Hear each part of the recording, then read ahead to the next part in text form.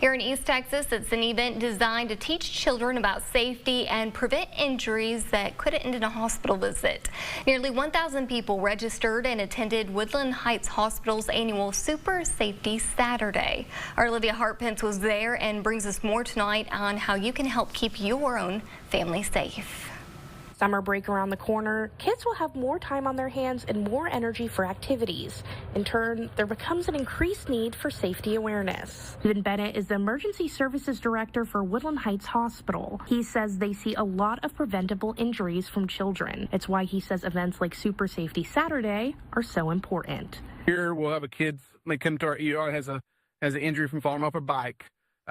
You see in the news all the time where buses have unloading kids and it may be a near miss. And just to help educate and understand the purpose of doing those things to help keep kids safe is our main goal. Law enforcement agencies, first responders, Texas Department of Transportation employees, and several East Texas nonprofit organizations banded together to help join Woodland Heights on that mission. Whether it was game wardens teaching about water safety or TxDOT experts showing the importance of wearing a seatbelt, Jennifer Stevens, the marketing director for Woodland Heights, says the interactive activities help reach the kids where they are in life. Having the different activities that are geared towards their age, they're more likely to remember those safety lessons and injury prevention lessons. Top of the interactive lessons, they also gave away free bicycles and helmets to some of the children who attended.